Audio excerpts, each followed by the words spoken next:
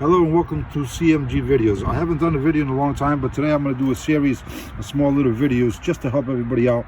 They're not going to be long, they're going to be very short. That way you can do what you got to do and just get on with it.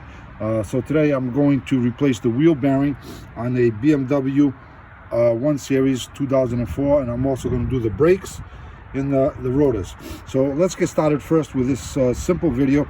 It's just to remove the brakes. The brakes, as you can see, the brakes are here.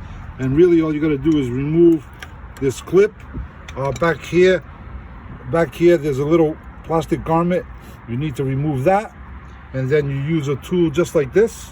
It's a 7mm, and it's a square tip.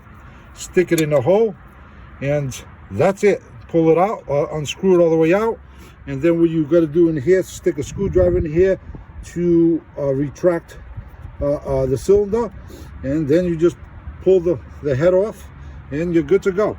So I'm going to pause the video now and I'll continue on once I take that out and I can show you. What I'm going to do is I'm going to remove the caliper bracket, which is only 2 screws back there. There's one there and there's one up top. The 18mm, you take these 2 out and then you'll have access to the disc. And then the disc, there's only 1 screw here. I'm not sure what that is, but I'll find out what that is and then put a new disc. As you can see, mine's got a big lip on it, and they're not working very well, so I'm going to replace the new discs.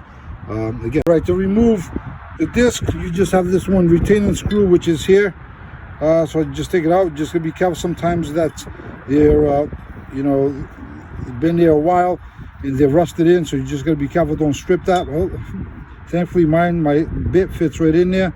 Just take that out and just tap it, and there you go, all out. As you can see, there's a big lip on mine, so these are no good. I'm going to replace them with some new ones, and that's it.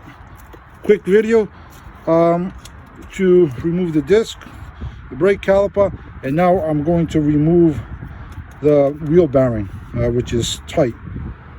The next video is to remove the wheel bearing, which is this. I'm going to try to get back of the wheel bearing to show you where the screws are. It's a little tight, and bear with me. As you can see, there's one there, there's one above, and I've already taken out 2 on this side, this one and this one. The thing is, you probably need to use a breaker bar because they're pretty tight on there.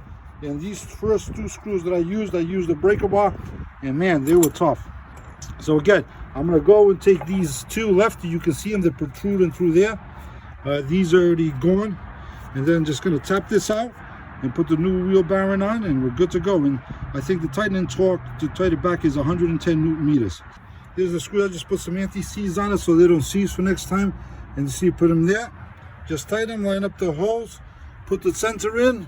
As you can see, the sensor's here. Sensor's here, put it in, and you're good to go. Again, thanks for watching, and subscribe to my channel. Cheers.